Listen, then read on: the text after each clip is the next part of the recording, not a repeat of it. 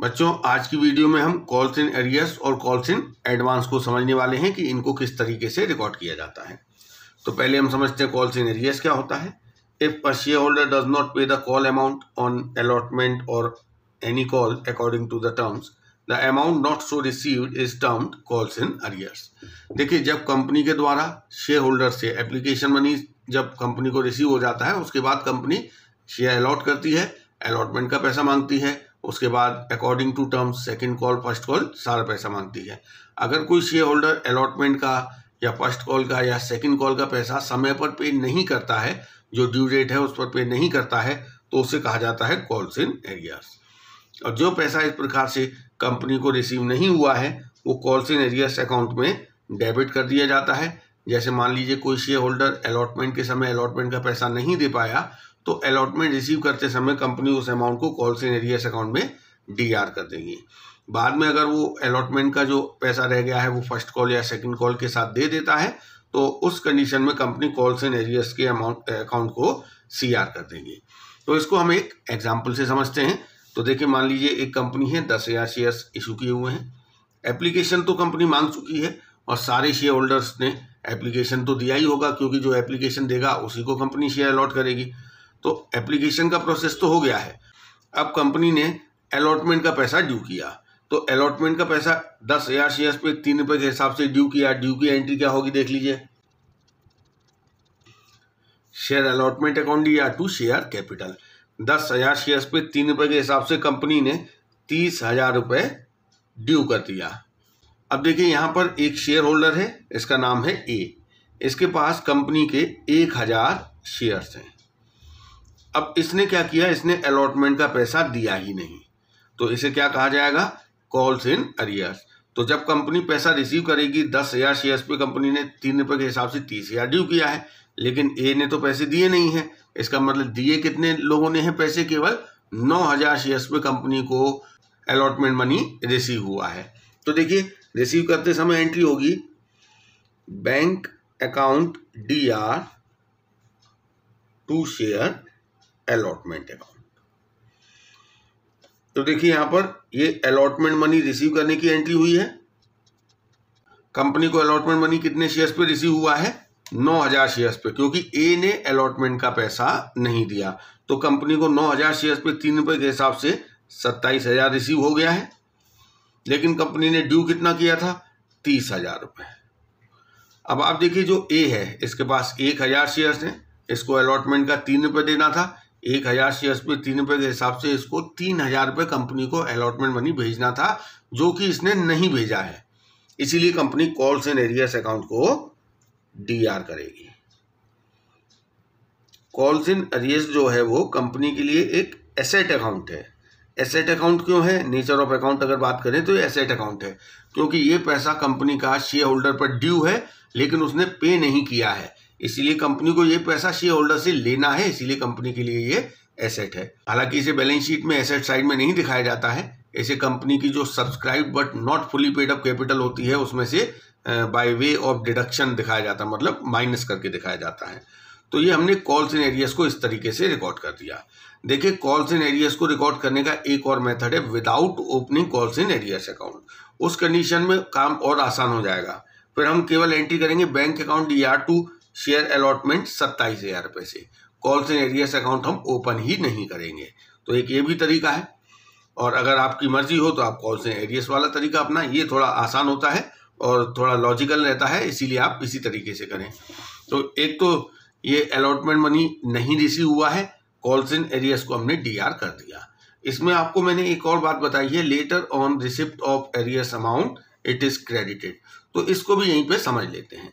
मान लीजिए ए ने अलॉटमेंट का तो पैसा नहीं दिया, लेकिन उसने फर्स्ट कॉल का पैसा दे दिया। देखिए, कोई भी शेयर होल्डर जिसने अलॉटमेंट का पैसा नहीं दिया है, कंपनी उसका फर्स्ट कॉल मनी रिसीव नहीं करेगी। इसका मतलब अगर ए फर्स्ट कॉल का पैसा देना चाहता है तो उसे साथ ही अलॉटमेंट का जो उसका एरियर्स का अमाउंट है वो भी पे करना पड़ेगा। तो देखिए, उसे कैसे रिकॉर्ड करेंगे, पहले तो हम कंपनी 10,000 शेयर्स पे 2 रुपए के हिसाब से फर्स्ट कॉल मनी ड्यू करेगी। तो ड्यू की एंट्री देख लेते हैं, share first call account DR to share capital account. 10,000 shares पे 2 रुपए के हिसाब से 20,000 रुपये कंपनी ने ड्यू कर दिया है। अब देखिए यहाँ पर फर्स्ट कॉल पर कोई भी एरियर नहीं है, कोई भी ऐसा शेयर होल्डर नहीं है जिसने कि फर्स्ट कॉल का पैसा नहीं दिया हो, इवन ए ने भी दे दिया है। लेकिन एक और बात आप ध्यान रखिए, ए को अगर फर्स्ट कॉल का पैसा देना है तो उसे जो उसका अरियर अमाउंट है अलॉटमेंट का वो भी भेजना पड़ेगा। तो हम देखते हैं एंट्री क्या होगी। पहले तो bank account DR to share first call. तो यहाँ पर देखिए कंपनी को फर्स्ट कॉल का कितना पैसा रिसीव होना है, 20,000, और देखिए पूरा ही रिसीव हुआ है, कोई एरियर तो है नहीं। तो 20,000 रुपये कंपनी को फर्स्ट कॉल का रिसीव हो गया। साथ ही ये जो ए है इसका अलॉटमेंट मनी रह गया था 3,000 रुपये, जो कि हमने यहाँ पर कॉल्स एंड एरियर्स अकाउंट में DR किया था, वो भी मिल गया है। तो अब हम उस कॉल्स एंड एरियर्स अकाउंट को कैंसिल कर देंगे। यहाँ DR किया है, अब CR कर देंगे। तो कंपनी को 20,000 तो फर्स्ट कॉल का मिला और 3,000 जो एरियर का अमाउंट था वो भी मिल गया। इस तरीके से बैंक अकाउंट DR कितने से होगा, 23,000 रुपये से। तो ये आपका पूरा कॉल्स एंड एरियर्स की अकाउंटिंग का ट्रीटमेंट हो गया। इसे आप अच्छी तरीके से समझ लीजिए क्योंकि आगे आने वाले क्वेश्चंस में आपको ये बहुत काम आने वाला है। अब हम समझेंगे कॉल्स इन एडवांस को। तो देखिए कॉल्स इन एडवांस को समझते हैं। कॉल्स इन एडवांस का मतलब क्या है, अ कंपनी में accept the amount against the call और कॉल्स नॉट येट मेड। मतलब कंपनी शेयर होल्डर से वो अमाउंट भी रिसीव कर सकती है जो कि कंपनी ने अभी मांगा नहीं है। कहने का मतलब ये है कि शेयर होल्डर कंपनी को आने वाली कॉल जो है उसका पेमेंट पहले ही कर सकता है एडवांस में। जैसे अलॉटमेंट के टाइम शेयर होल्डर चाहे तो फर्स्ट कॉल और सेकंड कॉल का भी पैसा कंपनी को भेज सकता है। उससे क्या होगा, कंपनी उस पैसे को अपने पास रख लेगी और जब फर्स्ट कॉल और सेकंड कॉल कंपनी ड्यू करेगी तो रिसीव करते समय कंपनी उसका जो एडवांस अमाउंट है वो एडजस्ट कर लेगी। इस पर कंपनी इंटरेस्ट भी देती है, लेकिन interest on calls in advance आपके कोर्स में नहीं है। तो देखिए the amount so received is credited to calls in advance account. तो कंपनी को जो पैसा एडवांस में मिलता है शेयर होल्डर्स से उसको company calls in advance account में क्रेडिट कर देती है। तो देखिए इसकी एंट्री किस तरीके से करते हैं। पहली एंट्री होती है जब ये एडवांस रिसीव होता है। जब कंपनी को एडवांस रिसीव होगा तो उस समय एंट्री होगी bank account DR to calls in advance account. और ये जो एडवांस है ये रिलीवेंट कॉल पर एडजस्ट किया जाएगा। मतलब जैसे अलॉटमेंट के साथ कोई शेयर होल्डर फर्स्ट कॉल का पैसा दे रहा है तो अलॉटमेंट के समय तो ये वाली एंट्री होगी एडवांस रिसीव करने की। फर्स्ट कॉल के समय इस पैसे को फर्स्ट कॉल पर एडजस्ट करने की एंट्री होगी। तो वो देखिए क्या होगी, calls in advance account DR to relevant call account. तो जैसे फर्स्ट कॉल का पैसा एडजस्ट किया जा रहा है तो टू फर्स्ट कॉल लिख देंगे, सेकंड कॉल का पैसा एडजस्ट किया जा रहा है तो टू सेकंड कॉल लिख देंगे। लेकिन एक और बात, ये एंट्री इस तरीके से नहीं की जाएगी। इन एंट्रीज को first call second call allotment के एंट्री के साथ ही किया जाएगा। तो हम एक एग्जांपल लेते हैं जिससे आपको ये बात क्लियरली समझ में आ जाएगी कि इन्हें कैसे हमें रिकॉर्ड करना है। तो हम एक एग्जांपल लेते हैं। देखिए एक कंपनी है जिसने 10,000 शेयर्स इशू किए हैं पब्लिक में। एक शेयर 10 रुपये का है, एप्लीकेशन 5 रुपये है, अलॉटमेंट 3 रुपये है और फर्स्ट कॉल 2 रुपये है। अब एप्लीकेशन की एंट्रीज हो चुकी हैं, उसका काम खत्म हो चुका है। हम बात करते हैं अलॉटमेंट की। अलॉटमेंट कंपनी ने 10,000 शेयर्स पे 3 रुपये के हिसाब से ड्यू किया होगा। अलॉटमेंट ड्यू करने की एंट्री होगी share allotment account DR to share capital account. 10,000 shares पे 3 रुपये के हिसाब से 30,000 रुपये कंपनी ने अलॉटमेंट का ड्यू किया। अब देखिए यहाँ पर एक शेयर होल्डर है A जिसके पास 1,000 शेयर्स हैं। उसने अलॉटमेंट के समय एडवांस दे दिया और एडवांस किस चीज़ का दिया उसने, फर्स्ट कॉल का। तो अलॉटमेंट का तो कंपनी को 3 रुपये के हिसाब से 10,000 शेयर्स पे पूरा 30,000 रिसीव हुआ है। साथ ही इस A के 1,000 शेयर्स का 2 रुपये के हिसाब से फर्स्ट कॉल का पैसा भी मिल गया है। तो 1,000 शेयर्स पे 2 रुपये के हिसाब से फर्स्ट कॉल का अमाउंट कितना आएगा, 2,000, जो कि कंपनी को अलॉटमेंट के समय ही मिल गया है। तो रिसीव करते समय क्या एंट्री होगी, देखिए bank account DR to share allotment. तो अलॉटमेंट का तो पूरा कंपनी को 30,000 रुपये मिल ही गया है। साथ ही एडवांस कितना मिला है, ₹2 के हिसाब से 1000 शेयर्स पे 2000 रुपये। ये 2000 रुपये company calls in advance account में क्या करेगी, क्रेडिट। तो यहां लिख देंगे to calls in advance account.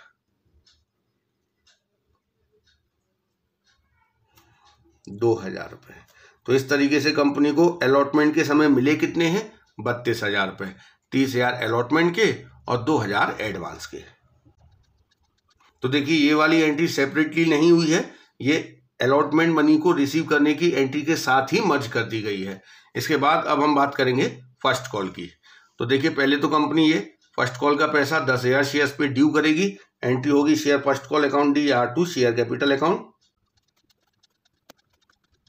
10,000 shares पे फर्स्ट कॉल ₹2 के हिसाब से पूरा 20,000 ड्यू किया जाएगा। तो आप ये देखिए यहाँ पे जो 10,000 शेयर हैं उसी में से एक 1,000 शेयर्स हैं, इस पर भी फर्स्ट कॉल ड्यू किया गया है। हालांकि इसने फर्स्ट कॉल पहले ही दे दिया है, लेकिन वो कौन से अकाउंट में पड़ा हुआ है, कॉल्स इन एडवांस अकाउंट में। वो अभी फर्स्ट कॉल के अकाउंट में नहीं आया है। तो हम पूरा 20,000 ड्यू करेंगे। अब बात करेंगे रिसीव करने की। तो देखिए रिसीव करते समय क्या होगा कि ये जो ए है ये फर्स्ट कॉल का पैसा नहीं देगा, क्योंकि ये तो ऑलरेडी फर्स्ट कॉल का पैसा अलॉटमेंट के साथ दे चुका है। तो कंपनी को 1000 शेयर्स पर फर्स्ट कॉल मनी रिसीव नहीं होगा। बाकी जो 9000 शेयर्स हैं, 10,000 में से 1,000 शेयर हटा दीजिए, बाकी जो 9000 शेयर्स हैं उस पर कंपनी को ₹2 के हिसाब से 18,000 रुपये रिसीव होगा। और ये जो 2,000 रुपये कंपनी को एडवांस में मिल चुका था, जो कि कॉल्स इन एडवांस अकाउंट में क्रेडिटेड है, अब उसे डेबिट कर दिया जाएगा।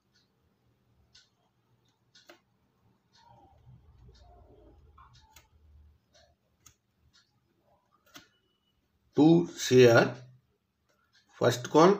तो फर्स्ट कॉल का पूरा 20,000 रुपये फर्स्ट कॉल अकाउंट में क्रेडिट हो गया है। 18,000 अभी मिला है और 2,000 पहले ही जो एडवांस मिला था वो यहाँ पर एडजस्ट हो गया। तो यहाँ पे देखिए calls in advance account DR2 relevant call. Relevant call यहाँ पे क्या है, फर्स्ट कॉल। तो calls in advance account DR2 share first call, ये हमने सेपरेट एंट्री नहीं की है, ये फर्स्ट कॉल को रिसीव करने की एंट्री के साथ ही मर्ज कर दिया गया है। तो अब आप समझ गए होंगे कि कॉल्स इन एडवांस को किस तरीके से हमें रिकॉर्ड करना है। नेक्स्ट वीडियो में हम क्वेश्चंस को सॉल्व करना स्टार्ट करेंगे।